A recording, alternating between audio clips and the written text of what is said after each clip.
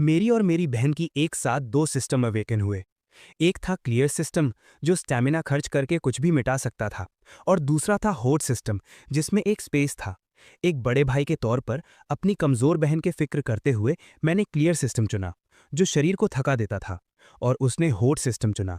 किसे पता था कि एक हफ्ते बाद अपोकलिप्स आ जाएगा। भयानक ठंड और जॉम्बी लहरों के बीच मैंने अपनी क्लियर सिस्टम के दम पर पागलों की तरह जॉम्बियों को मारा, और जल्द ही शहर का हीरो बन गया, जबकि मेरी बहन सिर्फ एक वेयरहाउस मैनेजर बनकर रह गई।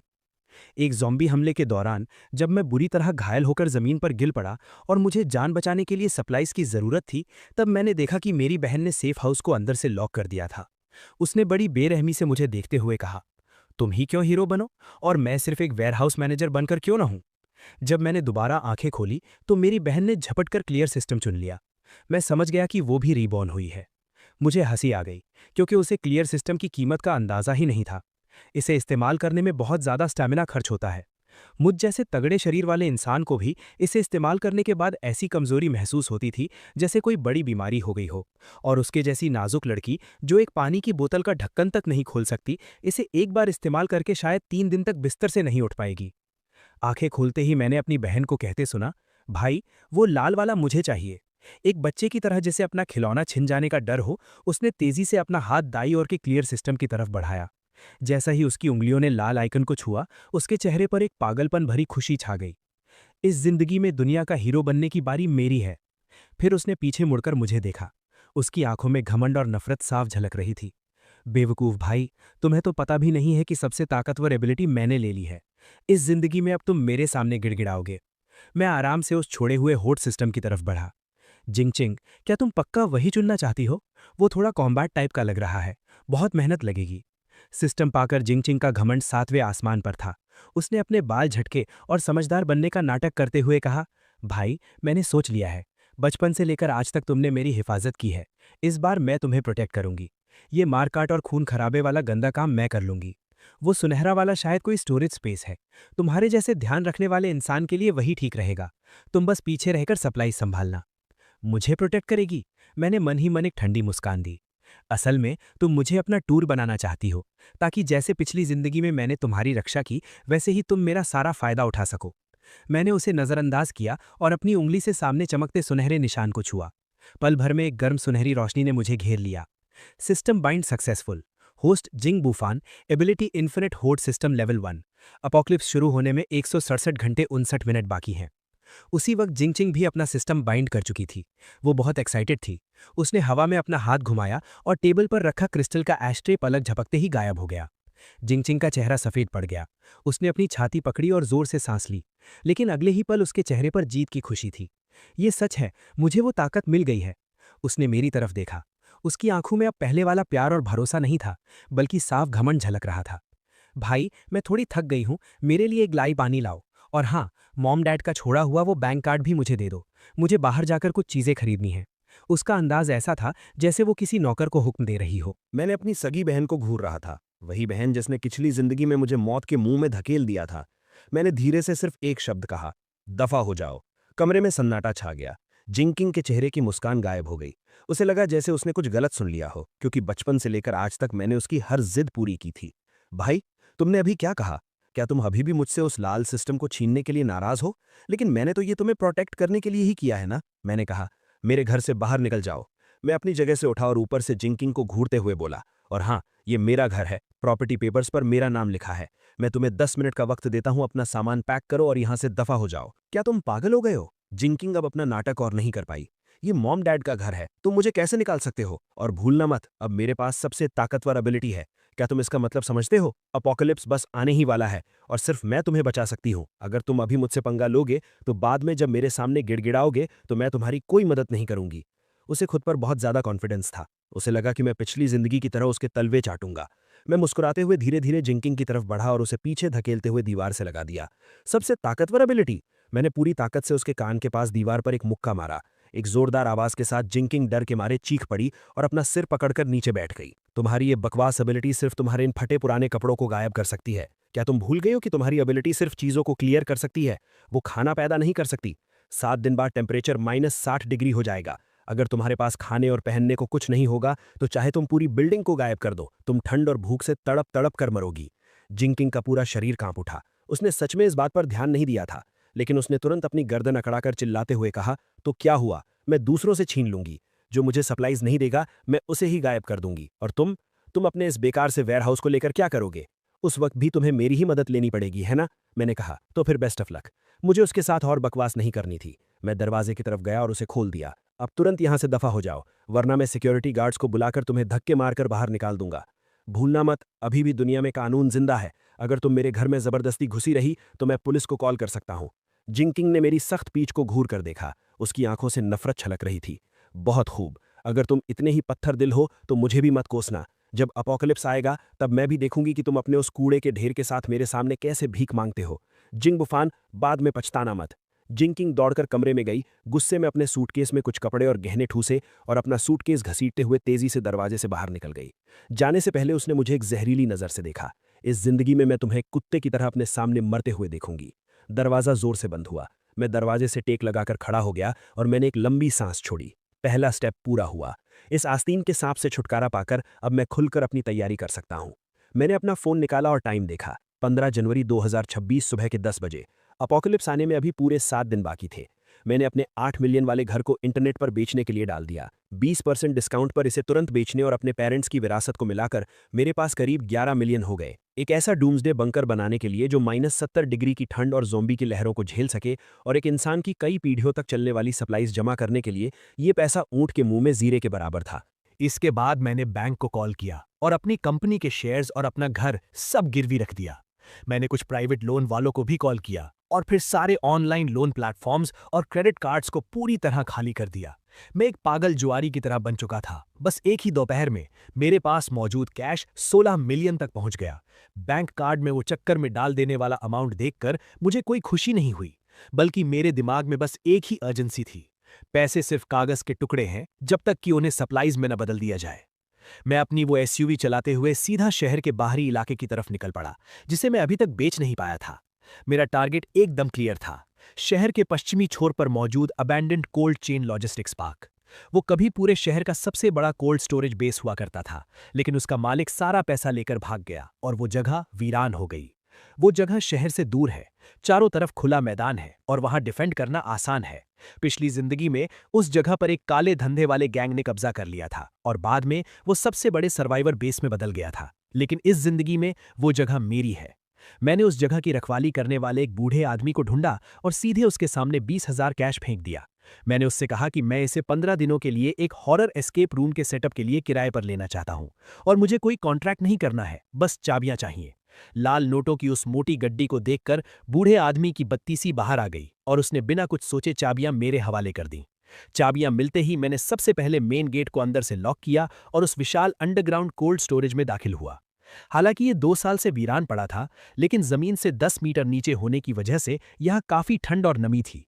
इसका एरिया लगभग 3000 स्क्वायर मीटर था और ऊंचाई 8 मीटर थी। मैंने अपने मन में कहा, सिस्टम, इस स्पेस को स्कैन करो। Scan complete. एक सेमी क्लोज्ड अंडरग्राउंड स्पेस मिला है जो सेफ हाउस मॉडिफिकेशन के लिए परफेक्ट है। क्या आप स्पेस एंकर एक्टिवेट करना चाहते हैं? एंकर करने के बाद ये जगह रियलिटी और सिस्टम स्पेस के बीच एक ट्रांसफर स्टेशन बन जाएगी। आप कभी भी अपने दिमाग की ताकत से बाहरी सप्लाईज को सीधा यहां भेज सकते हैं या सिस्टम स्पेस की सप्लाईज को यहां निकाल सकते हैं।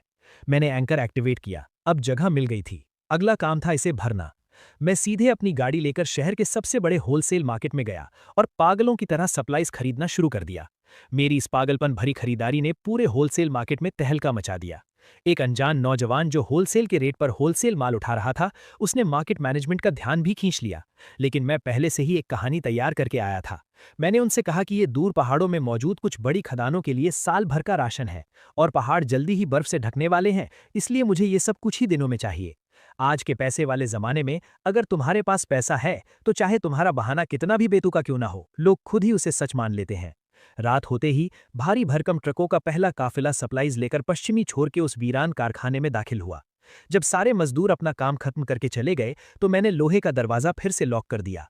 वो विशाल कोल्ड स्टोरेज अब सप्लाईज के छोटे छोटे पहाड़ों से भर चुका था। मैं 5 मीटर ऊंचे चावलों के पहाड़ के सामने गया। मैंने अपना हाथ उठाया, अपनी हथेली सबसे नीचे वाली चावल की बोरी पर रखी और कहा, स्टोर। अगले ही पल मेरे सामने मौजूद वो 50 टन चावल पलक झपकते ही गायब हो गया। मैंने अपनी आंखें बंद की और अपना पूरा फोकस सिस्टम स्पेस में लगाया। मैंने देखा कि उस अंतहीन सफेद स्पेस में वो 50 टन चावल हवा में चुपचाप तैर रहा था, बिल्कुल उसी शेप में जैसे वो जमीन पर रखा था। यहाँ वक्त रुक जाता है, अगर 100 साल भी गुजर जाएं तब भी ये चावल पकाने पर बिल्कुल फ्रेश रहेगा। मुझे अपने अंदर से एक गहरी खुशी महसूस हुई। हर चीज को अपने कब्जे में रखने और सब कुछ कंट्रोल करने का यह एहसास वाकई नशा है। लेकिन ये तो बस शुरुआत थी। -60 डिग्री की भयानक ठंड में अगर कोई हीट सोर्स नहीं होगा तो ये सारा खाना जमकर पत्थर बन जाएगा। मैंने अपने एक दोस्त के जरिए 10,000 ton smokeless diesel, solar panels और जनरेटर्स खरीदे। अभी 7 दिन बाकी थे। मुझे इस कोल्ड स्टोरेज में सिर्फ 10 पीढ़ियों तक चलने वाला खाना ही नहीं भरना था, बल्कि मुझे इसे एक ऐसा कांस्टेंट टेम्परेचर बंकर बनाना था जिसे कोई न्यूक्लियर बॉम्ब भी ना तोड़ पाए। उसी वक्त मेरे फोन पर एक मैसेज आया। भेजने वाली जिंग चिंग थी और मैसेज में एक फोटो थी। फोटो में वो और उसका बॉयफ्रेंड चेन शू एक महंगे फ्रेंच रेस्टोरेंट में बैठे थे। मैसेज में लिखा था, बेचारा भाई, घर से निकाले जाने के बाद क्या अब तुम सिर्फ इंस्टेंट नूडल्स खा रहे हो? मैं और मेरे सीनियर अपनी नई जिंदगी सेलिब्रेट कर रहे हैं। अगर तुम अभी घुटनों के बल बैठकर मुझसे भीख मांगोगे तो मैं शायद तुम्हें रोटी का एक टुकड़ा देने के बारे में सोच सकती हूँ। मैंने स्क्रीन की तरफ देखा और मेरे चेहरे पर एक मजाकिया मुस्कान आ गई। खा लो, जी भर के खा लो, ये तुम्हारी जिंदगी का आखिरी इंसानों वाला खाना है। मैंने बिना कुछ सोचे सिर्फ 3 शब्द रिप्लाई किए, ज्यादा कपड़े पहनना, और फिर सीधा उसे ब्लॉक करके फोन स्विच ऑफ कर दिया। मैं सेकंड फ्लोर के लोहे के वॉकवे पर खड़ा था। नीचे दर्जनों मजदूर चींटियों की तरह उस विशाल लोहे के राक्षस के पेट में काम कर रहे थे। बॉस, तुम्हारी ये डिमांड कुछ ज्यादा ही अजीब नहीं है? ये बोलने वाला इंसान ओल्ड ब्लैक था, जो शहर का सबसे जुगाड़ू कॉन्ट्रैक्टर था। इस वक्त अपने हाथ में पकड़े हुए उस घने ब्लूप्रिंट को देखकर ओल्ड ब्लैक का चेहरा ऐसा लग रहा था जैसे उसे कब्ज हो गई हो। पूरे कमरे में 50 सेंटीमीटर मोटी aerospace grade aerogel insulation layer लगानी है और उसके ऊपर 20 मिलीमीटर की 2 बुलेट प्रूफ स्टील प्लेट्स लगानी है। इस सेटअप से तुम किसी न्यूक्लियर बॉम्ब से बचना चाहते हो या गॉडजिला से? और तुम चाहते हो कि सारे पुराने वेंटिलेशन सिस्टम्स को पूरी तरह सील कर दिया जाए और सिर्फ 2 नए एयर इनलेट्स छोड़े जाएं, वो भी न्यूक्लियर, बायोलॉजिकल और केमिकल फिल्टर सिस्टम के साथ। ओल्ड ब्लैक ने अपने माथे का पसीना पोंछा और बोला, भाई, इसका खर्च कोई छोटी मोटी रकम नहीं है। मैंने कहा, पैसा तुम्हारे अकाउंट में ट्रांसफर हो गया है। 5 मिलियन एडवांस पेमेंट है। मुझे ये काम 3 दिन के अंदर पूरा चाहिए। सारा मटेरियल रेडी स्टॉक होना चाहिए। अगर स्टॉक नहीं है तो जाकर दूसरे कंस्ट्रक्शन साइट से उखाड़ लाओ। मैं डिफरेंस अमाउंट का 3 गुना पैसा दूंगा। मैंने पलटकर ओल्ड ब्लैक की आंखों में देखा और कहा, मेरी सिर्फ एक शर्त है। मुझसे ये मत पूछना कि मैं ये क्यों कर रहा हूं। कोई फोटो नहीं खींचना और सोशल मीडिया पर कुछ नहीं डालना। काम खत्म होने के बाद मैं तुम्हें मुंह बंद रखने के लिए 2 मिलियन और दूंगा। ओल्ड ब्लैक के गले की नस जोर से हिली। 7 मिलियन, ये उसके 2 साल के प्रॉफिट के बराबर था। ठीक है बॉस, आज से तुम ही मेरे भगवान हो। जब तुम इतने दरिया दिल हो तो मैं ओल्ड ब्लैक भी यहाँ कसम खाता हूँ। अगर 3 दिन में काम पूरा नहीं हुआ तो मैं अपना सिर काटकर तुम्हारे पैरों में फुटबॉल की तरह रख दूंगा।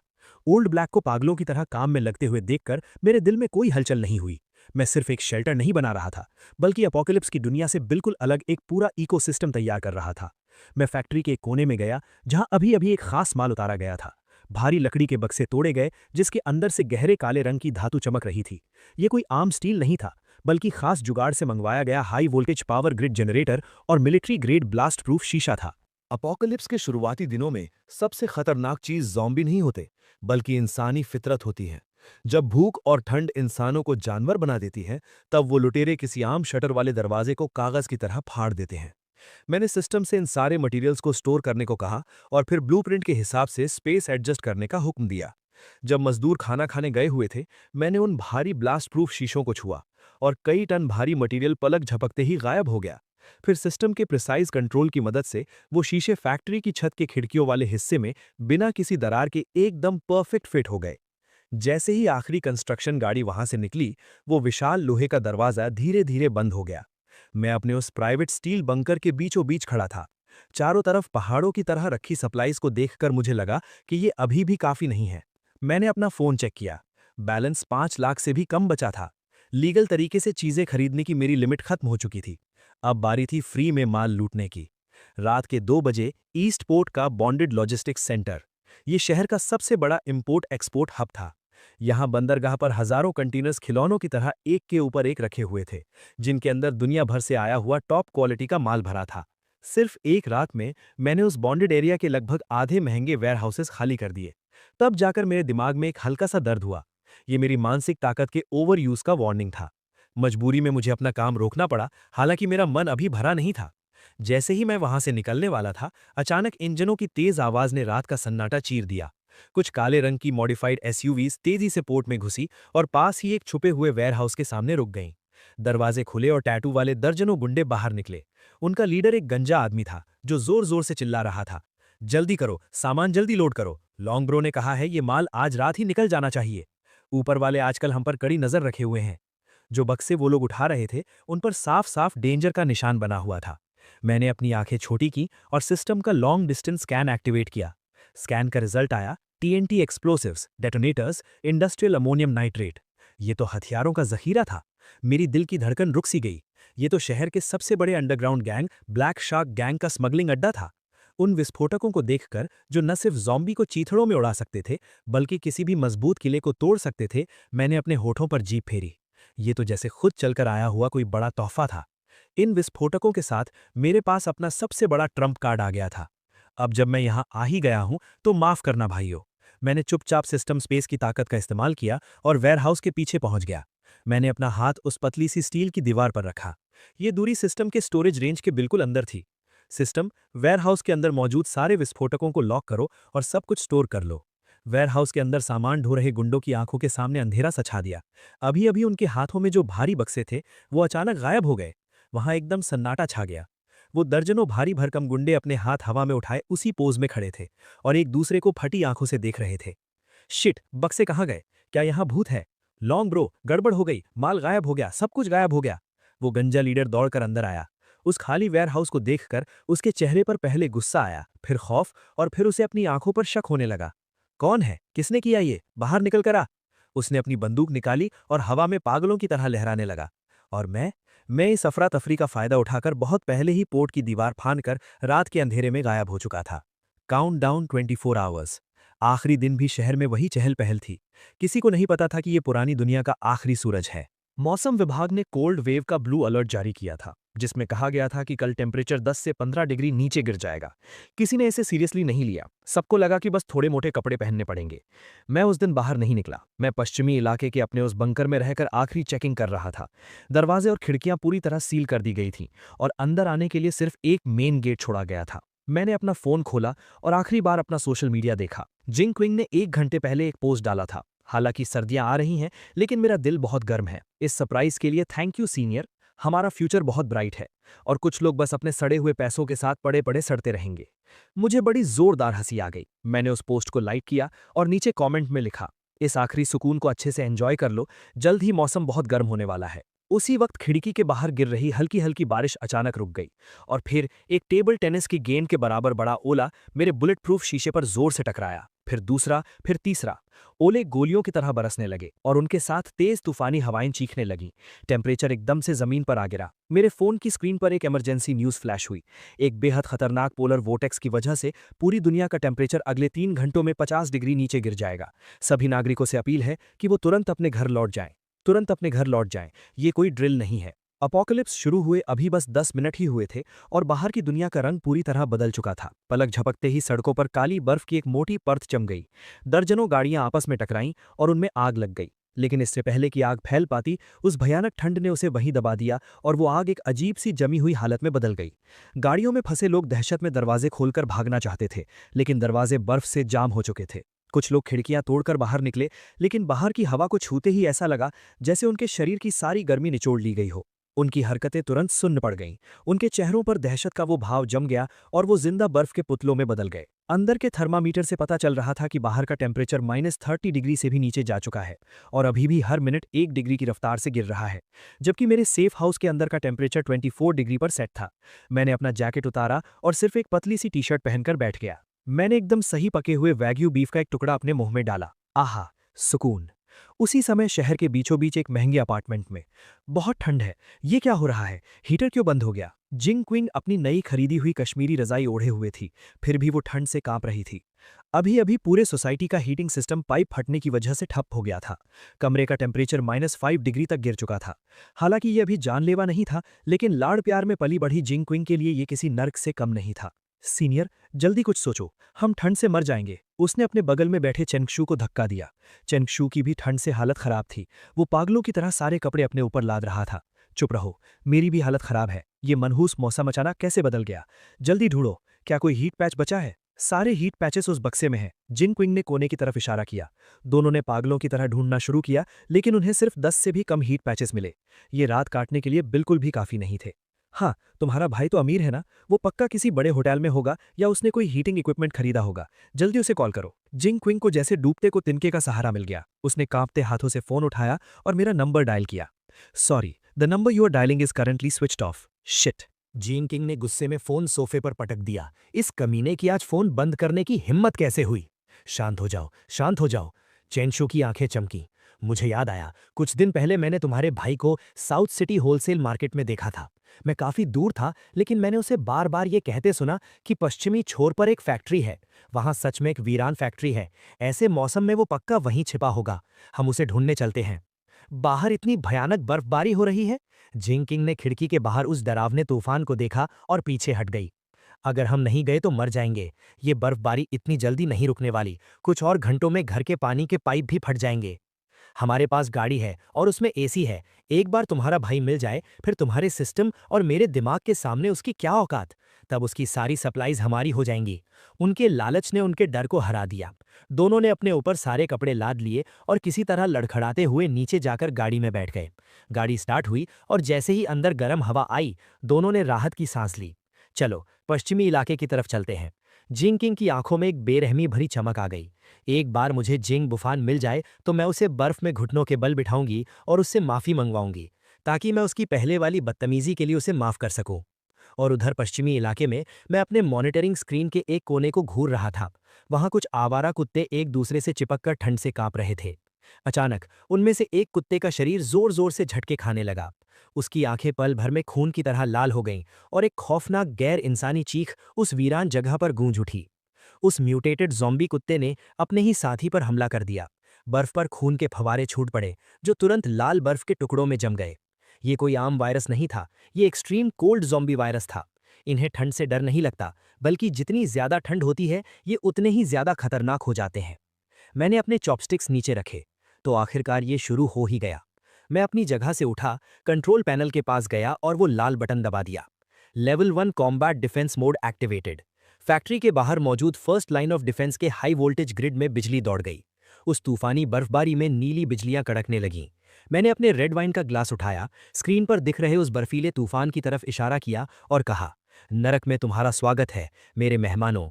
पश्चिमी इलाके का बर्फीला तूफान अब एक सफेद तबाही में बदल चुका था।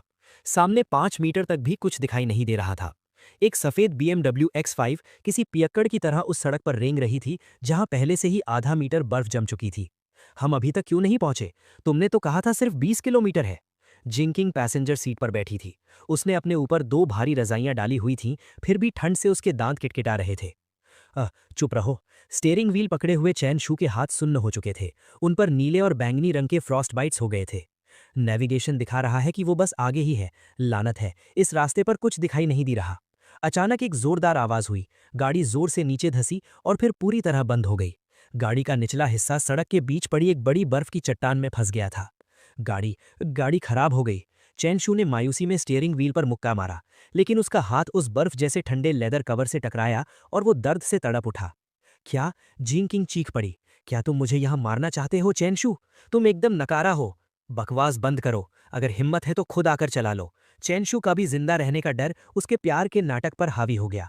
बाहर निकलो। वो सामने जो काला सा साया दिख रहा है, वो शायद वही फैक्ट्री है। पैदल चलते हैं। उन दोनों के पास अब कोई चारा नहीं था। गाड़ी में रहने का मतलब था ठंड से जमकर मर जाना। उन्होंने अपनी रजाइयां कसकर लपेटीं और 2 बेवकूफ पेंगुइन की तरह लड़खड़ाते हुए उस बर्फीले तूफान में उतर गए। जिंग चिंग को लग रहा था जैसे उसके फेफड़े ठंड से फट जाएंगे। हर एक सांस मौत जैसी लग रही थी। सिर्फ 500 मीटर का रास्ता, जो आम दिनों में कुछ मिनटों का होता था, उसे पार करने में उन्हें पूरे आधे घंटे लग गए।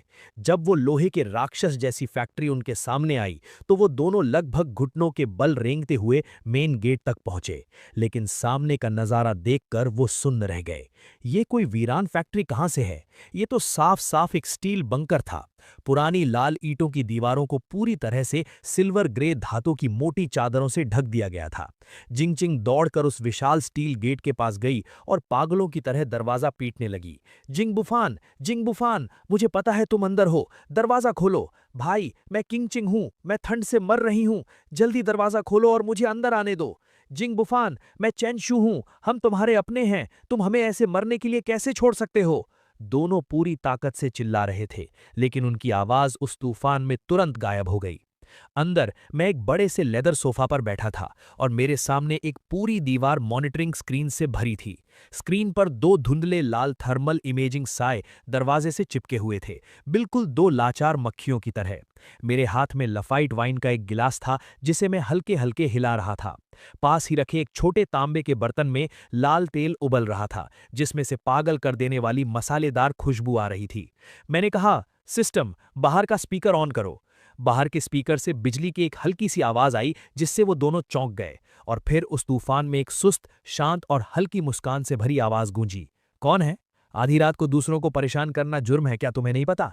ये आवाज सुनते ही जिंग चिंग की आंखों से आंसू छलक पड़े। भाई, मैं हूं, तुम्हारी बहन, जल्दी दरवाजा खोलो, बाहर बहुत ठंड है, हम मरने वाले हैं। मेरी बहन? मेरी आवाज बहुत शांत थी, और फिर चबाने की आवाज के साथ मैंने कहा, यार ये डक इंटेस्टाइन का सूप थोड़ा ज्यादा पक गया है। हाँ, तो तुमने क्या कहा, तुम कौन हो? बाहर खड़ी जिंग चिंग की जैसे सांस ही रुक गई। मैं बाहर एक कुत्ते की तरह ठंड से मर रही हूं और तुम अंदर हॉट पॉट खा रहे हो, वो भी डक इंटेस्टाइन के साथ।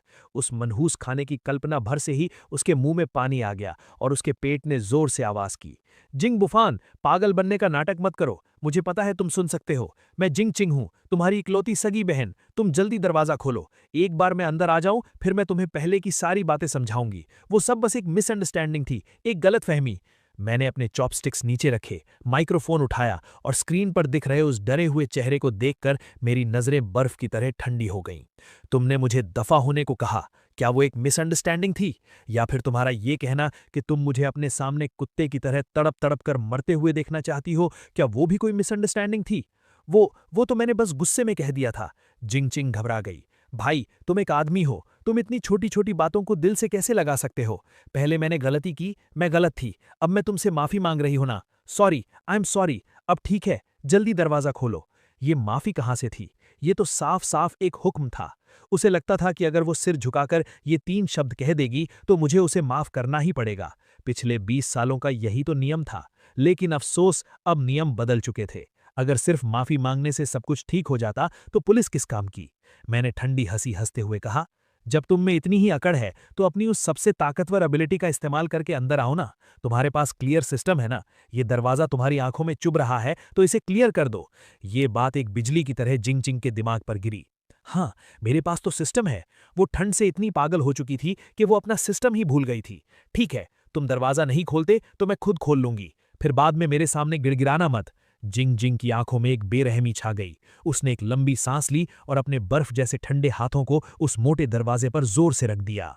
उसके शरीर की एनर्जी बाहर निकली और उसके हाथों से एक लाल रोशनी फूटकर दरवाजे पर जोर से टकराई। क्लियर! लेकिन जैसा उसने सोचा था कि दरवाजा गायब हो जाएगा, वैसा कुछ नहीं हुआ।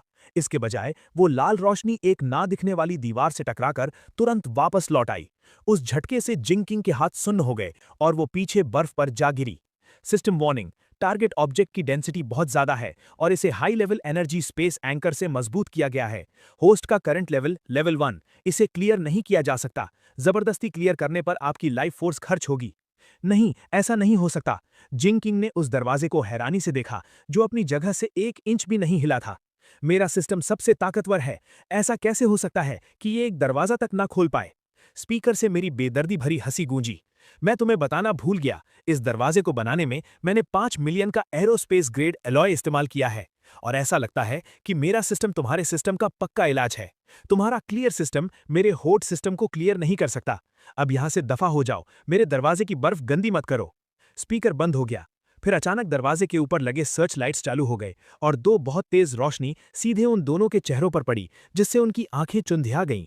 जिंग किंग बर्फ पर बैठी हुई थी, अपनी हड्डियों को चीर देने वाली उस ठंड को महसूस करते हुए और उस दरवाजे को देखते हुए जो कभी नहीं खुलने वाला था। उसने पहली बार जाना कि असली खौफ और बेबसी क्या होती है। आधा घंटा बीत गया। जिंग किंग और चेन शू वहां से नहीं गए, क्योंकि उनकी गाड़ी खराब हो चुकी थी। वो बस फैक्ट्री के दरवाजे के पास एक छोटी सी खाली जगह में सिकुड़ कर बैठ गए। क्या करें, मुझे मेरे पैर महसूस नहीं हो रहे हैं। जिंकिंग के होंठ गहरे बैंगनी हो चुके थे और उसकी पलकों पर बर्फ की बूंदें जम गई थीं। चेंशू की हालत तो और भी खराब थी। उसने अपने पहले से ही कम कपड़ों में से एक जैकेट जिंकिंग को दे दिया था। अब उसका पूरा शरीर बुरी तरह कांप रहा था और उसकी आंखें बंद होने लगी थीं। मत मत सो जाना, अगर सो गए तो कभी नहीं उठ पाओगे। उसी वक्त उनके सिर के ऊपर से एक इतनी मजबूत खुशबू आई जो किसी की भी रूह खींच ले। उन दोनों ने बहुत मुश्किल से अपना सिर उठाया। खाना है? मैं सेकंड फ्लोर की बालकनी पर खड़ा था और मेरे हाथ में वो हॉट पॉट का कटोरा था। जिंग बुफान, मैं तुम्हारे हाथ जोड़ता हूं, मुझे एक बाइट दे दो, बस एक घूंट गरम सूप। चेंशू आखिरकार टूट गया। वो बर्फ पर घुटनों के बल बैठ गया और पागलों की तरह ऊपर की तरफ अपना सिर पटकने लगा। मैंने तुम्हें पहले बास्केटबॉल खेलना भी सिखाया था। हमारे उस पुराने रिश्ते के खातिर मुझे बचा लो। पुराना रिश्ता? मैं हंसा और मैंने चॉपस्टिक से एक बढ़िया पका हुआ बीफ का टुकड़ा उठाया। जब तुम दोनों ने मुझे बाहर मरने के लिए छोड़ दिया था, तब क्या तुमने उस पुराने रिश्ते के बारे में सोचा था? मैंने अपना हाथ खोला और वो गरम गरम बीफ का टुकड़ा, जिससे लाल टेल टपक रहा था, उन दोनों के सामने नीचे आ गिरा। उस गंदी बर्फ के ढेर में चेंशू लगभग बिना सोचे समझे उसे छीनने के लिए झपटा, लेकिन जिंकिंग उससे भी तेज थी। उसने वो गंदी बर्फ से सना हुआ मांस का टुकड़ा उठाया और सीधा अपने मुंह में ठूस लिया। उसने उसे चबाया तक नहीं, सीधा निगल लिया। उस पल भर की गर्मी ने उसके गले से एक सुकून भरी आवाज निकाल दी। टेस्टी है, बहुत टेस्टी है, बहुत टेस्टी है। जिंकिंग ने रोते हुए अपना सिर हिलाया। जब पेट भर गया है तो अब यहां से दफा हो जाओ। मेरे सिक्योरिटी सिस्टम ने डिटेक्ट किया है कि कुछ छोटे बच्चे अभी की खुशबू से खिंचे चले आ रहे हैं। इससे पहले कि वो दोनों कुछ समझ पाते, दूर बर्फीले तूफान में अचानक कुछ हरी आंखें चमकने लगी। हवा के साथ एक भारी गुर्राहट की आवाज आई। वो कुछ म्यूटेटेड ज़ॉम्बी कुत्ते थे। भागो! चेंशू ने सबसे तेज रिएक्ट किया। उसने जिंकिंग को पकड़ा और भागने लगा, लेकिन जमीन पूरी तरह बर्फ से ढकी थी। दोनों के पैर फिसले और वो मुंह के बल जमीन पर गिर पड़े। पहला ज़ॉम्बी कुत्ता उन पर झपटा और उसने अपना खूनी मुंह सीधा चेंशू की जांग पर गाड़ दिया। बचाओ! जिंग बुफान, बचाओ! चेंशू किसी सूअर की तरह चीखने लगा। वो उस कुत्ते को पागलों की तरह लाते मार रहा था, लेकिन उसे तो दर्द ही महसूस नहीं हो रहा था। मौत सामने देखकर चेंशू की आंखों में एक दरिंदगी आ गई। उसने तुरंत अपने बगल में पड़ी जिंकिंग को पकड़ा और उसे पूरी ताकत से कुत्ते के मुंह की तरफ धकेल दिया और खुद उसी झटके से दूसरी तरफ लुढ़क गया। सीनियर, तुम ये क्या कर रहे हो? जिंकिंग दहशत में चीख पड़ी। वो देख रही थी कि वो बदबूदार बड़ा सा मुंह बस उसकी गर्दन काटने ही वाला है। मौत और जिंदगी के उस एक पल में जिंदा रहने की चाहत ने डर को हरा दिया। जिंकिंग ने अपनी तरफ आते हुए उस कुत्ते के सिर को घूर कर देखा। उसके दिमाग में वो लाल आइकन पागलों की तरह चमकने लगा और वो मन ही मन चिल्लाई, गायब हो जा। क्लियर! उस विशाल मैस्टिफ कुत्ते का सिर जिंकिंग की नाक से सिर्फ 1 सेंटीमीटर की दूरी पर आकर पूरी तरह मिट गया। बस उस कुत्ते का आधा बिना सिर वाला शरीर जिंकिंग के ऊपर जोर से गिरा, जिससे वो खून की उल्टी करते करते बची। Host killed, level 1 mutated creature, gained 10 experience points, stamina overdraft warning. जिंकिंग को लगा जैसे उसकी सारी ताकत निचोड़ ली गई हो। उसकी आंखों के सामने अंधेरा छा गया और वो लगभग बेहोश हो गई, लेकिन वो जिंदा बच गई। ये नाटक थोड़ा मजेदार था। मैंने अपने हाथ से बाइनोक्यूलर्स नीचे रखे। मेरी आंखों में एक मजाकिया चमक थी। जब तुम लोग जाना ही नहीं चाहते तो चलो मैं तुम्हें एक रास्ता दिखाता हूं। मेरी आवाज फिर से गूंजी, किसी शैतान के बहकावे की तरह। यहां से ईस्ट की तरफ 200 मीटर जाओ, वहां एक गार्ड हाउस है। वो पहले यहां के सिक्योरिटी गार्ड का कमरा हुआ करता था। हालांकि उसके शीशे टूटे हुए हैं, लेकिन फिर भी छुपने की जगह है। आज रात जिंदा बचने का वही तुम्हारा इकलौता मौका है। इतना कहकर खिड़की पूरी तरह से बंद हो गई। पीछे रह गए अंधेरे में कांपते हुए वो 2 लोग और उनके चारों तरफ बढ़ती हुई वो हरी आंखें। गार्ड हाउस की तरफ चलो। जिंकिंग ने अपने ऊपर से कुत्ते की लाश को हटाया और लड़खड़ाते हुए खड़ी हो गई। उसने चेंशू की तरफ एक बार भी नहीं देखा। उस धक्के को वो हमेशा याद रखने वाली थी। ज़ॉम्बी कुत्तों के झुंड से घिरने से बस 1 सेकंड पहले वो दोनों रेंगते गिरते पड़ते उस टूटे फूटे गार्ड हाउस की तरफ भागे। गार्ड हाउस बहुत छोटा था और चारों तरफ से हवा आ रही थी। दोनों ने किसी तरह टूटी फूटी लकड़ियों और पुराने अखबारों से खिड़कियों को बंद किया और धूल भरी जमीन पर गिरकर जोर जोर से सांसें लेने लगे। किंग, तुम ठीक तो हो? चेंशू ने आगे बढ़कर जिंकिंग का हाथ पकड़ना चाहा। उसके चेहरे पर एक झूठी मक्खन लगाने वाली मुस्कान थी। मैं उस कुत्ते को धक्का दे रहा था, तुम्हें नहीं, गलत मत समझना। दूर हटो! जिंकिंग ने बेरहमी से उसका हाथ झटक दिया। अभी जो कुछ हुआ उसके बाद उस मासूम लड़की का नकाब हमेशा के लिए टूट चुका था और अब उसका मतलबी और खूंखार असली चेहरा सामने आ गया था। ये मत सोचना कि मुझे पता नहीं है कि तुम क्या सोच रहे हो चेंशू। पहले मैंने तुम्हें इसलिए पालकर रखा था क्योंकि तुम हैंडसम और पढ़ाई में अच्छे थे, लेकिन अब तुम सिर्फ एक कूड़े हो। जिंकिंग दीवार के सहारे बैठ गई और अपनी ताकत वापस पाने के लिए आंखें बंद कर लीं। अब से अगर तुमने मुझे छूने की भी कोशिश की तो मैं तुम्हारा सिर भी उस कुत्ते की तरह उड़ा दूंगी। चेंशू का शरीर सुन्न पड़ गया। उसकी आंखों में नफरत की चमक आई, लेकिन उसने तुरंत उसे छिपा लिया। उसे पता था कि अब जिंकिंग के पास वो खौफनाक क्लियर सिस्टम है। उसे मारना जिंकिंग के लिए चुटकी का काम था। वो सिर्फ बर्दाश्त कर सकता था। और उधर 200 मीटर दूर सेफ हाउस के बेसमेंट में मैं कांस्टेंट टेम्परेचर वाले मसाज बाथटब में लेटा हुआ था और मेरे हाथ में एक टैबलेट था। हालांकि पब्लिक इंटरनेट बंद हो चुका था, लेकिन मेरे लगाए हुए मिलिट्री ग्रेड सैटेलाइट रिसीवर में अभी भी पूरी दुनिया के सिग्नल्स आ रहे थे। स्क्रीन पर दुनिया भर की न्यूज़ स्क्रॉल हो रही थीं। China, region emergency notice. सरकार ने highest level emergency plan activate कर दिया है। सभी ऑफिशियल शेल्टर खोल दिए गए हैं। सभी बचे हुए लोग अपने नज़दीकी शेल्टर में जाएं। इस शहर के शेल्टर की लोकेशन है east city sports centre, shelter number 7। मैंने इस लोकेशन को देखा। पिछली जिंदगी में ये सच में शुरुआत का सबसे बड़ा ऑफिशियल बेस था, लेकिन बहुत ज़्यादा लोगों के होने की वजह से सप्लाईज बहुत तेज़ी से खत्म हुई और ख़राब मैनेजमेंट की वजह से 1 महीने के अंदर ही वहाँ वो मशहूर फूड राइट हुआ था जिसमें हज़ारों लोग मारे गए थे। ऐसा लगता है कि इतिहास बदला नहीं है। मैंने न्यूज़ बंद की और सिस्टम इंटरफेस खोला। Current total hold volume 32,000 ton. System level 1, experience point 0%, level up requirement 10 level 1 zombie cores collect करें। कोर्स? पिछली जिंदगी में लोगों को एपोकलिप्स के तीसरे महीने तक पता ही नहीं चला था कि ज़ॉम्बी के दिमाग में मौजूद इन कोर्स से एबिलिटीज़ को लेवल अप किया जा सकता है। लेकिन मुझे ये बात अभी पता है। वो बेवकूफ़ जिंग क्विंग अभी बस अपनी जान बचाने के लिए कुत्ते को मारकर भाग गई, लेकिन सबसे कीमती लूट वो वहीं बर्फ में छोड़ गई। वो मेरे एक्सपीरियंस पॉइंट्स हैं, मैं उन्हें ऐसे ही बर्बाद नहीं होने दे सकता। मैंने एक हल्की नैनो थर्मल कॉम्बैट सूट पहनी, अपनी टैक्टिकल कुल्हाड़ी उठाई और मैंने बाहर टहलने जाने का फैसला किया। इस बर्फीले तूफान की पहली रात में अपनी पहली कमाई लूटने के लिए और साथ ही ये देखने के लिए कि वो 2 पहरेदार कुत्ते ठंड से मरे या नहीं। मैंने पूरी तरह से pack nano heating combat suit पहन रखी थी और मैं पश्चिमी इलाके के बंजर मैदान में चल रहा था। आगे 50 मीटर की दूरी पर वो ज़ॉम्बी कुत्तों का झुंड गार्ड हाउस के चक्कर काट रहा था। कुल 7 कुत्ते थे। मैंने अपनी सांसें कंट्रोल की और बर्फ के ढेर के पीछे से तेजी से बाहर निकला। पहला ज़ॉम्बी कुत्ता अभी भी गार्ड हाउस पर गुर्रा रहा था। उसे कुछ समझ ही नहीं आया और मेरी कुल्हाड़ी उस तक पहुंच गई। एक भारी आवाज़ के साथ मेरी टैक्टिकल कुल्हाड़ी ने उसके सख्त सिर को फाड़ दिया। Killed level 1 zombie dog, experience +10। इस आवाज़ ने तुरंत बाकी 6 खूंखार कुत्तों को चौंका दिया। सबसे बड़ा ज़ॉम्बी मैस्टिफ, जो उनका लीडर था, उसने झटके से अपना सिर मोड़ा। खौफनाक रोशनी से चमकती उसकी आंखों ने मुझे घूर कर देखा। उसने अपने पिछले पैरों से धक्का दिया और उसका भारी भरकम शरीर किसी टैंक की तरह मेरी तरफ टकराने के लिए दौड़ा। जब वो मुझसे सिर्फ आधा मीटर दूर था, मैंने अपना बायां हाथ उस मैस्टिफ के पैरों के नीचे की जमीन की तरफ किया। स्टोर। उसी पल उस कुत्ते के नीचे की 2 मीटर चौड़ी बर्फ और जमीन पलक झपकते ही गायब हो गई। उस मैस्टिफ के नीचे की जमीन खिसक गई और वो सीधा उस गड्ढे में जा गिरा। अगर तुम्हें बर्फ पसंद है तो ये लो मौत। मैं तुरंत उसके पीछे उस गहरे गड्ढे में कूद गया। मेरे हाथों में मौजूद टैक्टिकल कुल्हाड़ी हवा में लहर की तरह घूमी। कुल्हाड़ी का ब्लेड सीधे उस मैस्टिफ की कमजोर गर्दन पर जा लगा और एक खौफनाक कुत्ते का सिर कटकर जमीन पर गिर गया।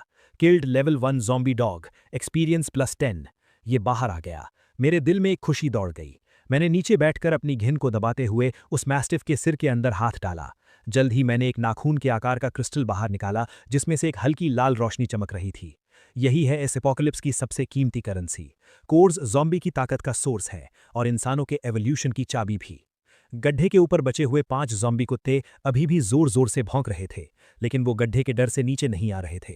मैंने अपना सिर उठाया और मेरे चेहरे पर एक बेरहम मुस्कान थी। घबराओ मत, एक एक करके आओ, तुम सब मेरे एक्सपीरियंस पॉइंट्स हो, मैंने दिमाग में सोचा और अपने स्पेस से एक मॉडिफाइड नेल गन बाहर निकाली। अगले 5 मिनट तक मैं गड्ढे के अंदर खड़ा होकर निशाना लगाता रहा, जैसे कोई टारगेट प्रैक्टिस हो। लड़ाई खत्म होने के बाद मैं गहरे गड्ढे से बाहर निकला।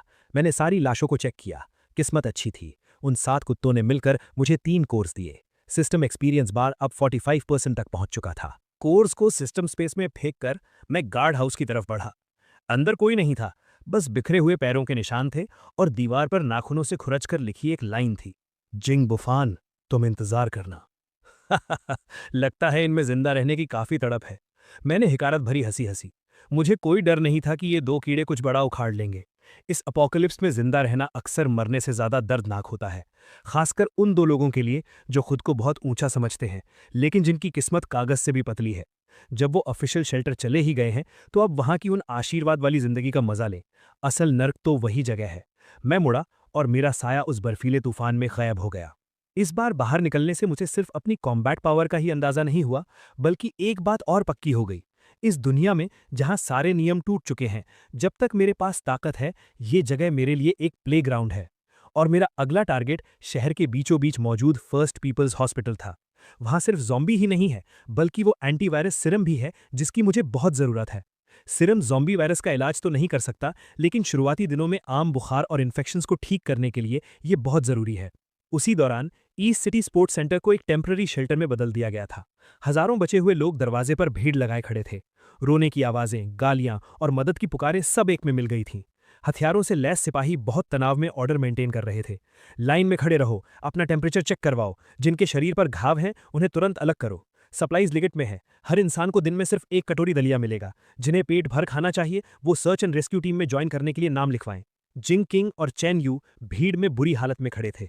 रुको, क्या कर रहे हो तुम दोनों? एक सिपाही ने उन दोनों को लाइन तोड़ने से रोका।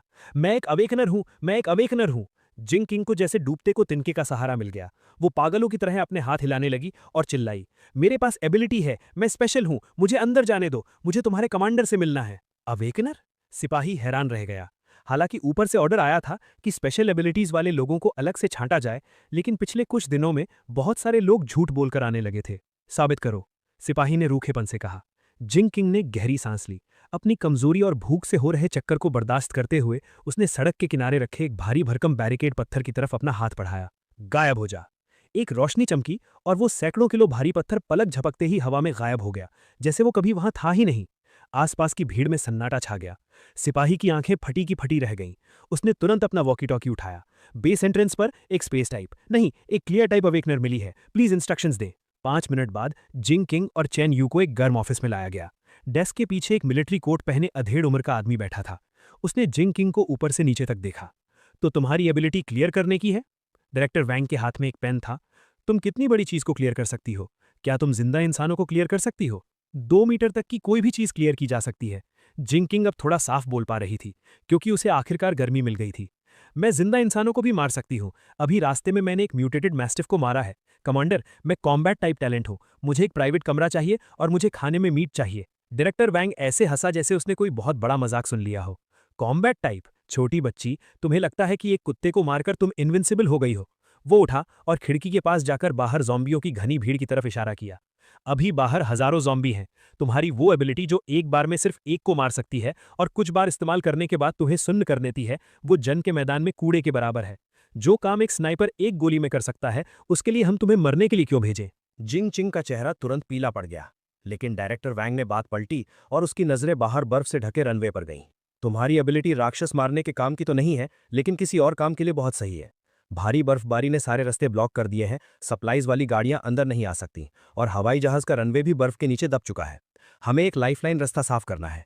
तुम्हारी एबिलिटी बर्फ हटाने के लिए एक गॉड लेवल स्किल है। बर्फ हटाना? जिंग चिंग को लगा जैसे किसी ने उसकी बहुत बड़ी बेइज्जती कर दी हो। मैं एक अवेकनर हूं। मैं तो वो मेन लीड हूं जिसके पास गोल्डन फिंगर है, जिसे इस एपोक्लिप्स की रानी बनना है, और तुम मुझे सफाई कर्मचारी बनाना चाहते हो? मैं नहीं करूंगी। मैं एक अवेकनर हूं। तुम लोग मेरी ऐसी बेइज्जती कैसे कर सकते हो? मैं ये नहीं करूंगी। डायरेक्टर वैंग के चेहरे की मुस्कान पल भर में गायब हो गई। यहां जो काम नहीं करेगा उसे खाना नहीं मिलेगा। चाहे तुम अवेकनर भी हो, तुम्हें काम के हिसाब से ही राशन मिलेगा। तुम चाहो तो मना कर सकती हो, लेकिन फिर वापस बाहर बर्फ में जाकर मरने के लिए दफा हो जाओ। उसने अपना हाथ हिलाया और पास खड़े 2 सिपाही तुरंत आगे आए। उन्होंने अपनी बंदूकों की नाल हल्की सी ऊपर उठा ली। चैनशू डर के मारे कांपने लगा। उसने तुरंत जिंगचिंग की स्लीव पकड़ी और उसे पागलों की तरह इशारे करने लगा। किंगचिंग, जज्बाती मत हो, पहले यहां रुकते हैं, पहले जिंदा बचना जरूरी है। जिंगचिंग ने बंदूक की उन काली नली को देखा और फिर उसे बाहर की उस नर्क जैसी ठंड की याद आई। उसका घमंड चकनाचूर हो गया। मैं करूंगी। उसने दांत पीसते हुए बेइज्जती महसूस करते हुए अपना सिर झुका लिया। आधे घंटे बाद जिंगचिंग को स्पेशल क्लीनिंग टीम में डाल दिया गया। उसका आईडी नंबर 098 था। उसका काम बहुत सिंपल था। कंस्ट्रक्शन गाड़ी के आगे खड़े होकर सामने 1 मीटर मोटी बर्फ और मलबे पर लगातार अपनी स्किल इस्तेमाल करना। सामने की बर्फ की दीवार क्लियर होती और गाड़ी का काफिला थोड़ा आगे बढ़ता। हर बार स्किल इस्तेमाल करने पर उसे ऐसा लगता जैसे उसके शरीर से सारा खून चूस लिया गया हो। जल्दी करो, क्या नाटक लगा रखा है? पीछे का काफिला इंतजार कर रहा है। सुपरवाइजर हाथ में स्पीकर ये चिल्लाता। अगर वो जरा सी भी सुस्त पड़ती तो उसे गंदी गंदी गालियां खानी पड़ती। और चेनशू, क्योंकि उसके पास कोई एबिलिटी नहीं थी, उसे सबसे निचले लेवल पर डाल दिया गया, ट्रांसपोर्ट ग्रुप। उसका काम था ठंड से मरे या ज़ॉम्बी द्वारा काटे गए लोगों की लाशें उठाकर इंसिनरेटर पिट में डालना। वहां की बदबू किसी को भी बेहोश करने के लिए काफी थी और वहां हमेशा इन्फेक्शन का खतरा बना रहता था। लेकिन सिर्फ जिंदा रहने के लिए, ताकि उसे आधा फफूंदी लगा हुआ बन मिल सके, उसे ये सब बर्दाश्त करना पड़ा। आधी रात को दोनों स्टेडियम के स्टैंड्स के नीचे बने कॉमन बेड्स पर बेजान गिरे हुए थे। यहाँ सैकड़ों लोग भरे पड़े थे। पसीने और पैरों की बदबू आपस में मिल रही थी। जिंगचिंग ने अपने सूजे हुए और फटे हुए हाथों को देखा और उसके आंसू रुकने का नाम नहीं ले रहे थे। ऐसा नहीं होना चाहिए था। मेरे पास सिस्टम है, मैं रीबोर्न होकर वापस आई हूँ। उसे जिंग बुफान की याद आई और उसके गर्म फायरप्लेस की। जिंग बुफान, तुम इस वक्त बहुत खुश होगे ना? जिंगचिंग ने उस गंदे ब्लैंकेट को कसकर पकड़ लिया। उसके नाखून उसके हाथों में गड़ गए। तुम इंतजार करो, बस एक बार मैं यहाँ ऊंचे लेवल पर पहुंच जाऊं, एक बार मैं यहाँ के हाईएस्ट कमांडर से मिल लूं, फिर मैं तुमसे सब कुछ वापस छीन लूंगी। उसी वक्त शहर के फर्स्ट हॉस्पिटल के एंट्रेंस स्क्वायर पर जमे हुए ज़ॉम्बीज़ की भीड़ लगी हुई थी। ये मरे नहीं थे। जैसे ही इन्हें किसी जिंदा इंसान की गर्मी महसूस होती, ये तुरंत जाग जाते। मैंने कहा, system elite force field activate करो। मैंने थोड़ी सी एनर्जी खर्च करके अपने आसपास एक साउंड प्रूफ लेयर बना ली। मैंने ग्रैपलिंग हुक का इस्तेमाल किया और सीधा 3rd फ्लोर की खिड़की पर चढ़ गया। 3rd फ्लोर पर फार्मेसी थी और यहाँ ज़ॉम्बी थोड़े कम थे। आसपास भटक रहे कुछ नर्स ज़ॉम्बीज़ को मारने के बाद मैं रैक्स के पास गया। मैंने अपना हाथ घुमाया और दवाइयों की पूरी लाइनें पलक झपकते ही गायब हो गईं। जब मैं आधा सामान लूट चुका था, तभी नीचे से जबरदस्त फायरिंग की आवाज आई। मैं खिड़की के पास गया और नीचे देखा। 2 मॉडिफाइड राइट कंट्रोल गाड़ियां अस्पताल का दरवाजा तोड़कर अंदर घुसी थीं। 7-8 हथियारों से लैस लुटेरे ज़ॉम्बीज़ पर गोलियां बरसा रहे थे। उन गाड़ियों पर एक काले शार्क का निशान था, ब्लैक शार्क गैंग। फिर से यही लोग। लगता है उन्हें भी दवाइयों की अहमियत समझ आ गई है और वो रात के अंधेरे में इसे लूटने आए हैं। किस्मत भी क्या खेल खेलती है। मैंने एक ठंडी मुस्कान दी। मैंने जल्दी वहां से निकलने की कोई कोशिश नहीं की, बल्कि मैं खिड़की के पास आराम से टिक कर खड़ा हो गया और नीचे का ड्रामा देखने लगा। ब्लैक शार्क गैंग की फायर पावर बहुत जबरदस्त थी। उन्होंने जल्द ही एक रास्ता साफ कर लिया और सीधे लॉबी की लिफ्ट की तरफ बढ़े। लेकिन बंदूकों की आवाज बहुत तेज थी। सिर्फ स्क्वायर के ज़ॉम्बी ही नहीं, बल्कि आसपास की कई गलियों के ज़ॉम्बी भी वहां खींचे चले आए। जैसे ही ब्लैक शार्क गैंग के लोग लॉबी में घुसे, जमीन अचानक फट गई। एक 3 मीटर से भी लंबा, पूरी तरह से मसल से भरा हुआ विशाल ज़ॉम्बी जमीन फाड़कर बाहर निकला। Level 2 mutated tyrant, strength type. मेरी आंखें सिकुड़ गईं। इतनी जल्दी लेवल 2 म्यूटेंट्स आ गए? शिट, ये क्या बला है? ब्लैक शार्क गैंग के लोग डर के मारे सुन्न पड़ गए। कई AK-47 ने एक साथ गोलियां बरसाईं, लेकिन टायरेंट के शरीर पर लगने के बाद उनसे बस खून के कुछ छींटे ही उड़े। टायरेंट ने एक भयानक दहाड़ मारी, पास पड़े एक पुराने स्ट्रेचर बेड को उठाया और उसे फ्रिस्बी की तरह उनकी तरफ फेंक दिया। ब्लैक शार्क गैंग के 2 गुंडे वहीं कुचलकर मांस के लोथड़े बन गए। पूरा सीन कंट्रोल से बाहर हो चुका था। बढ़िया मौका है। मेरी आंखें चमक उठीं। उस टायरेंट का लेवल 2 कोर सीधा मेरा लेवल अप कर सकता है और पूरी उम्मीद है कि मुझे कोई नई एबिलिटी भी मिल जाएगी। मैं सब्र के साथ इंतजार करता रहा ताकि ब्लैक शार्क गैंग वाले उस टायरेंट की एनर्जी खत्म कर दें। 5 मिनट बाद लॉबी में सन्नाटा छा गया। ब्लैक शार्क गैंग के 7 गुंडे लाश बन चुके थे और वो टायरेंट भी बुरी तरह घायल था। वो जोर जोर से सांसें ले रहा था और जमीन पर बैठकर अपनी चोटें ठीक करने के लिए उन लाशों को खा रहा था। यही सही वक्त है। मैं एक बाज की तरह तीसरे फ्लोर से नीचे कूदा। हवा में ही मैंने अपने स्पेस से TNT विस्फोटकों का एक बंडल निकाला, उसका फ्यूज जलाया और बोला, ये लो तुम्हारे लिए एक बड़ा तोहफा। टायरेंट ने अपना बड़ा मुंह खोला। शायद उसे लगा कि ये कोई खाने की चीज है और उसने सीधा उस बंडल को अपने दांतों से पकड़ लिया। मैं जमीन पर रोल करता हुआ एक बड़े पिलर के पीछे छुप गया। एक जबरदस्त धमाके की आवाज ने पूरी बिल्डिंग को हिलाकर रख दिया। धुआं छटने के बाद मैंने देखा कि टायरेंट का गर्दन से ऊपर का पूरा हिस्सा उड़ चुका था। बस एक बिना सिर की भारी भरकम लाश खून से सनी पड़ी थी। मैं आगे बढ़ा और मांस के उस चीथड़े में ढूंढने लगा। आखिरकार मुझे एक अखरोट के बराबर का कोर मिल गया। Got level 2 strength core, high purity energy source detected. क्या आप इसे तुरंत एब्जॉर्ब करके लेवल अप करना चाहते हैं? मैंने कहा यस। मेरे हाथ में रखा वो कोर पलक झपकते ही एक गर्म लहर में बदल गया और मेरी हथेली के अंदर समा गया। मुझे ऐसा लगा जैसे मेरे पूरे शरीर की हड्डियां चटक रही हैं और एक पागल कर देने वाली ताकत मेरे अंदर दौड़ रही है। System upgrade successful. Current level level 2। Unlocked new feature spatial blade level 1। Mental power खर्च करके रियलिटी स्पेस में 1 मीटर लंबा स्पेस क्रैक बनाया जा सकता है। ये किसी भी फिजिकल डिफेंस को इग्नोर करके हर चीज को काट सकता है। Ignore defence. मैंने अपनी हथेली को देखा और अपने दिमाग से उसे हुक्म दिया। मेरी उंगलियों पर स्याही जैसी काली एक पतली लाइन उभर आई। मैंने हल्के से पास खड़ी उस राइट कंट्रोल गाड़ी के मोटे आर्मर पर उसे घुमाया। किसी टोफू को काटने की तरह वो सख्त स्टील प्लेट सीधा कट गई, एकदम साफ और चिकना कट। ये हद से ज्यादा ताकतवर था। मैंने पूरी संतुष्टि के साथ अपनी एबिलिटी वापस ली और उन दोनों राइट कंट्रोल गाड़ियों को देखा जिनके इंजन अभी भी चालू थे। वो गाड़ियां उन सप्लाईज से भरी थीं जो ब्लैक शार्क गैंग ने पिछले कुछ दिनों में लूटी थीं। थैंक यू भाइयों, मैंने जमीन पर पड़ी उन लाशों की तरफ हाथ हिलाया और माल के साथ उन दोनों गाड़ियों को भी पैक करके अपने स्पेस में डाल लिया। अस्पताल के इस सफर से मुझे सिर्फ दवाइयां ही नहीं मिली और मेरा लेवल अप ही नहीं हुआ, बल्कि चलते चलते मुझे एक बहुत बड़ी दौलत भी मिल गई। अपोकलिप्स जीने का असली मजा यही है। अपोकलिप्स का 15वां दिन, नंबर 7 ऑफिशियल शेल्टर। यहाँ की हवा अब रुकी हुई थी। हवा में एक खट्टी बदबू और बेबसी की महक फैली थी। वो स्टेडियम जहाँ कभी 50,000 लोग रहते थे, अब वहाँ 30,000 से भी कम लोग बचे थे। सारे रूल्स और ऑर्डर टूट चुके थे। जनरेटर पूरी तरह बंद होने के साथ पुरानी दुनिया की वो आखिरी रोशनी भी बुझ गई थी। अंधेरे में अब इंसान इंसान नहीं रहे थे, वो भूखे जानवर बन गए थे। खाने को कुछ नहीं है, वेयरहाउस का दरवाजा खोलो, कमांडर खुद अंदर बैठकर अकेले खा रहा है और हमें पेड़ों की छाल चबवा रहा है। बगावत बिना किसी वार्निंग के भड़क उठी। भूख से पागल हो चुके हजारों सर्वाइवर्स ने गार्ड्स की लाइन तोड़ दी और किसी बाढ़ की तरह कोर मैनेजमेंट एरिया की तरफ दौड़ पड़े। गोलियों की आवाजें, चीखें और लोगों की एक दूसरे को नोचने की आवाजें सब मिल गई थीं। जिंग चिंग स्टैंड्स के कोने में सिकुड़ी बैठी थी। उसके हाथों में वो बर्फ हटाने वाला भावड़ा कड़ाई से पकड़ा हुआ था जो अब मुड़ चुका था। उसका ये पूरा हफ्ता मौत से भी बदतर बीता था। उसके गोरे और मुलायम हाथों पर अब फ्रॉस्ट बाइट्स और खून के छाले थे। उस क्लियर सिस्टम ने उसे एक बंधुआ मजदूर बना दिया था। होश में आओ, जल्दी भागो, ये जगह खत्म हो गई है। चेन शू खून से लथपथ होकर भागता हुआ आया। मैंने सुना है कि बाहर मॉन्स्टर्स के झुंड ने डिफेंस लाइन तोड़ दी है। ये जगह अब मौत का कुआं बनने वाली है। भागे? कहाँ भागे? जिंग चिंग ने बेबसी से बाहर फैले उस बर्फीले तूफान को देखा। बाहर -60 डिग्री है। बाहर जाने का मतलब है मौत। पश्चिमी इलाके में जाओ, अपने भाई के पास। चेन शू ने उसके कंधे पकड़े और जोर से हिलाया। मैंने सब सोच लिया है। पहले हम दोनों गए थे तो कुछ नहीं हुआ, लेकिन क्या हो अगर हम इन हजारों लोगों को अपने साथ लेकर जाएं? तुम्हारे भाई का वो बंकर चाहे कितना भी मजबूत क्यों ना हो, क्या वो सेना और हजारों पागलों की भीड़ को रोक पाएगा? जिंग चिंग सुन रह गई। चेन शू की आवाज किसी शैतान की फुसफुसाहट जैसी लग रही थी। तुम्हें पता है ना कि डायरेक्टर वैंग के पास अभी भी कुछ आर्मर्ड गाड़ियां और भारी हथियार हैं?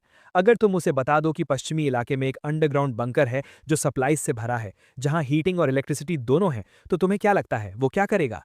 जिंग चिंग की आंखों के भाव बदल गए, बेबसी से नफरत में और फिर एक पागलपन भरे पक्के इरादे में। सही कहा, मैं क्यों इस नर्क में सड़ूं और तुम जिंग बुफान जन्नत के मजे लो।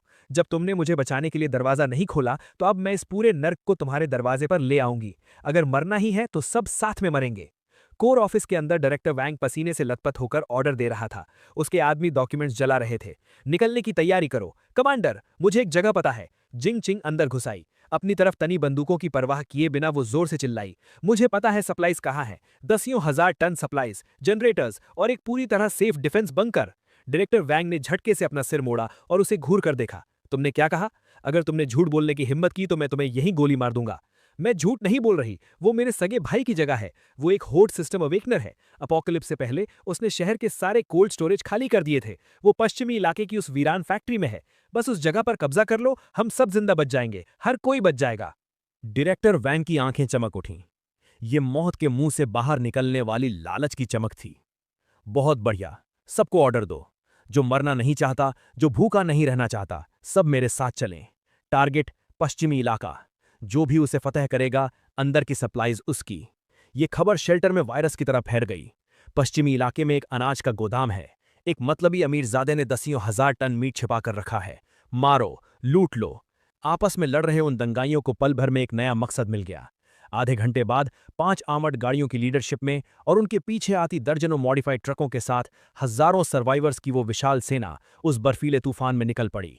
जिनचिंग सबसे आगे वाली आर्मर्ड गाड़ी में बैठी थी। उसके हाथ में डायरेक्टर वैंग का दिया हुआ एक कंप्रेस्ड बिस्किट था। उसके होठों पर एक बेरहम मुस्कान थी।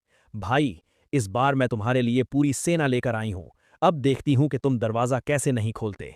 और इस सेना के सबसे पीछे जिंदा इंसानों की महक सूंघ कर आए ज़ॉम्बियों के झुंड भी चुपचाप उनके पीछे लग गए थे। मौत का फरिश्ता अपना जाल बिछा रहा था। मेरे स्टील बंकर का अलार्म नहीं बजा, बल्कि उसकी जगह बीथोवन की डेस्टिनी सिम्फनी बजने लगी।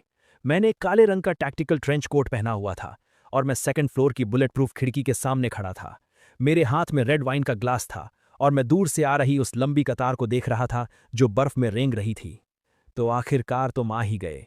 मॉनिटरिंग स्क्रीन पर अनगिनत लाल डॉट्स देखकर मेरे होठों पर मुस्कान आ गई। सिस्टम इंटरफेस पर वार्निंग आई, large scale enemy targets approaching, enemy configuration, armoured vehicles, heavy machine guns X3, RPG rocket launchers, awakeners X12 और 3000 से ज्यादा हथियारों से लैस दंगाई। Targets following behind, level 1 zombie horde X 5000 plus, level 2 mutants X3। वाह, इन्होंने तो मुझे बहुत इज्जत बख्शी है। मैंने अपनी रेड वाइन का एक हल्का घूंट लिया। मुझे जरा भी डर नहीं लग रहा था, बल्कि मैं एक्साइटेड था। पिछले कुछ दिनों से घर पर खाली बैठकर मैं बोर हो चुका था। अपनी एबिलिटी को लेवल अप करने और पुरानी फिल्में देखने के अलावा कुछ था ही नहीं। मौत के मुंह में नाचने का ये मजा ही तो अपोकलिप्स का असली रोमांच है। गाड़ियों का वो काफिला फैक्ट्री से 500 मीटर की दूरी पर रुका। स्पीकर से डायरेक्टर वैंग की आवाज आई। अंदर बैठे जिंग बुफान, ध्यान से सुनो। हम नंबर 7 शेल्टर की ऑफिशियल रेस्क्यू टीम है।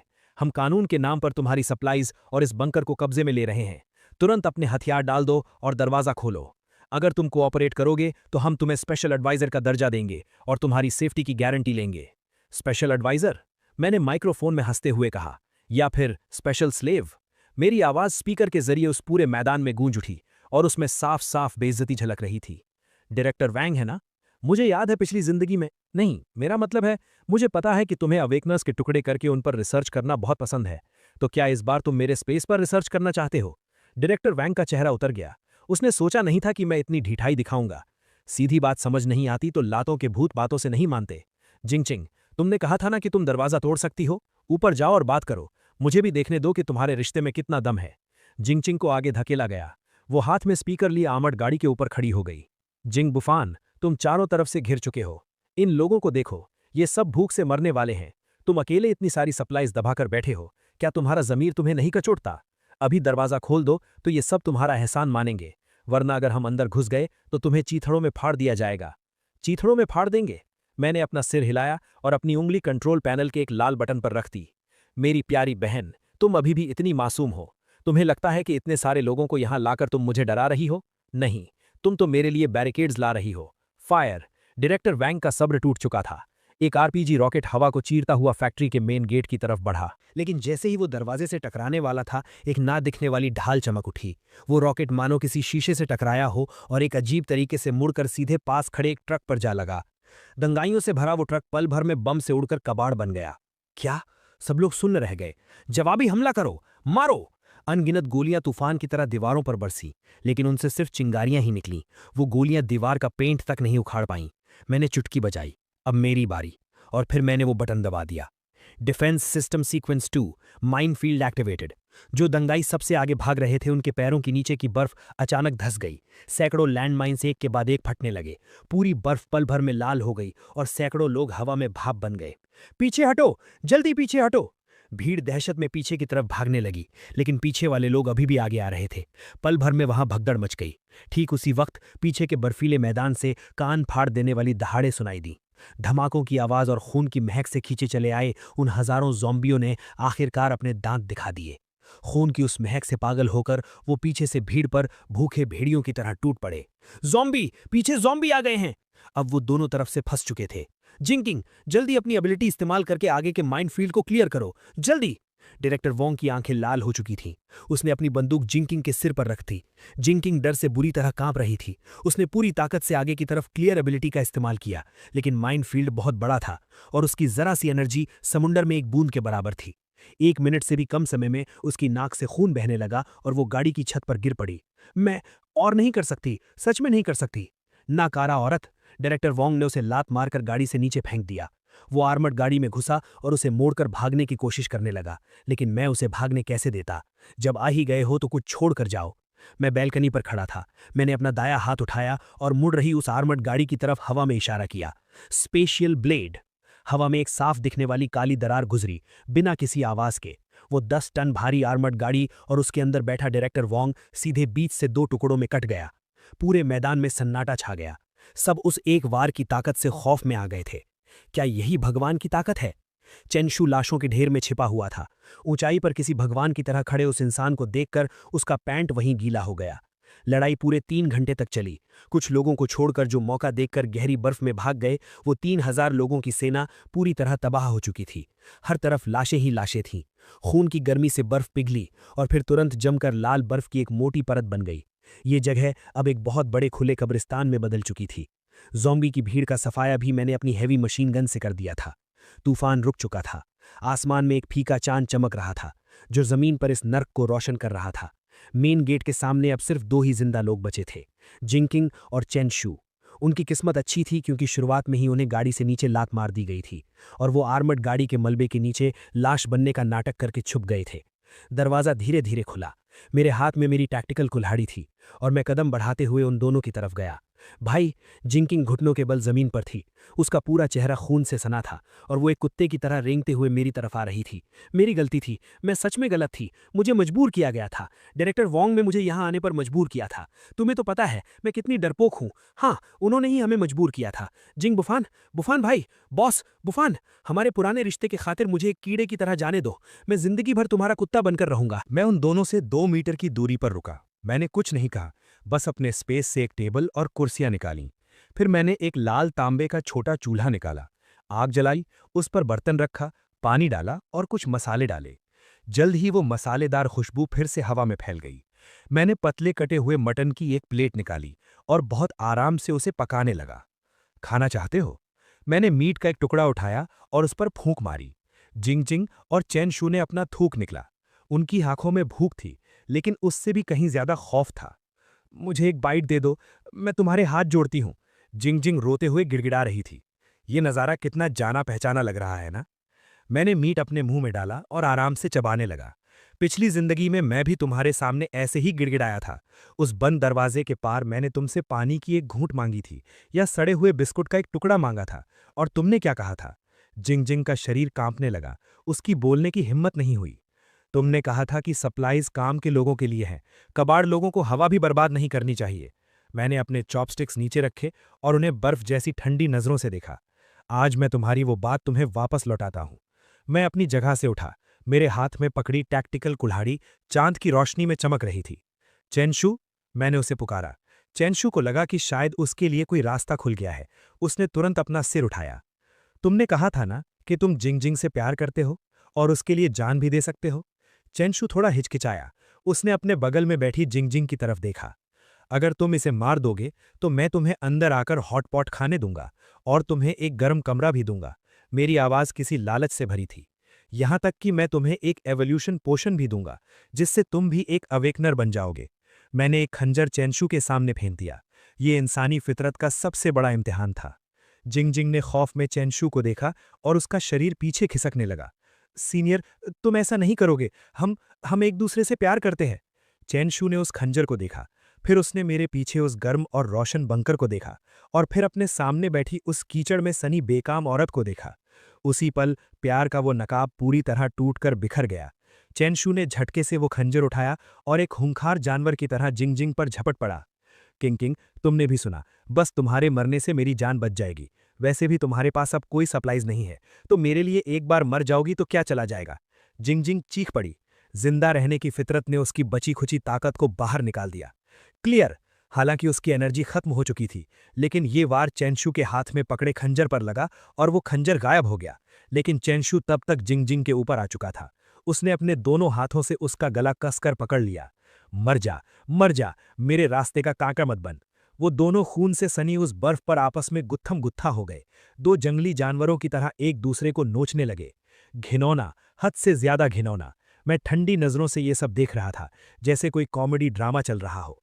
जब दोनों लड़ते लड़ते थक कर चूर हो गए और हाँपते हुए जमीन पर गिर पड़े। जिंग-जिंग का चेहरा बुरी तरह कट फट गया था और चेनशू की एक आंख अंधी हो चुकी थी। जबरदस्त, मैंने ताली बजाई। लेकिन मैंने तुमसे झूठ बोला था। मैं उन दोनों के पास गया और मैंने अपनी कुल्हाड़ी उठा ली। मेरे सेफ हाउस में कूड़े कचरे के लिए कोई जगह नहीं है। उन दोनों की खौफनाक चीखों के बीच मेरी कुल्हाड़ी नीचे गिरी। सफेद बर्फ पर खून की धार छूट पड़ी, जैसे बर्फ पर कोई लाल फूल खिल गया हो। इस जिंदगी का हिसाब आखिरकार बराबर हो गया। मैं एक पल भी वहां नहीं रुका। मैंने पलटकर अपना हाथ घुमाया। जमीन पर पड़ी लाशें और दूर पड़ी आर्मर्ड गाड़ियों का मलबा, सब कुछ सिस्टम के ट्रैश रिसाइकिल बिन में चला गया। दरवाजा फिर से बिल्कुल साफ हो गया। अंदर लौटकर मैं उस बड़ी सी खिड़की के पास गया और बाहर चल रहे उस खौफनाक बर्फीले तूफान को देखने लगा। दुनिया मर चुकी है, लेकिन मैं अभी भी जिंदा हूं और मैं एक शानदार जिंदगी जीऊंगा। मैंने शराब की कैबिनेट से एक विंटेज विस्की निकाली और 2 ग्लास डाले। एक ग्लास मैंने जमीन पर गिरा दिया, पिछली जिंदगी के अपने उस बेवकूफ रूप की शांति के लिए, और दूसरा ग्लास मैंने आसमान की तरफ उठाया, इस बेरहम लेकिन शानदार नई दुनिया के नाम। हेलो एपोकलिप्स, मैं जिंग बुफान हूं, यहाँ का राजा। हे दोस्तों, इस वीडियो को देखने के लिए आपका बहुत बहुत शुक्रिया। प्लीज इस वीडियो को लाइक और शेयर जरूर करें। अगर आप चाहते हैं कि हम इस कहानी को जारी रखें तो प्लीज इस वीडियो को अपना पूरा सपोर्ट दें और ऐसी ही नई नई स्टोरीज के लिए चैनल को अभी सब्सक्राइब कर लें। मिलते हैं अगले वीडियो में।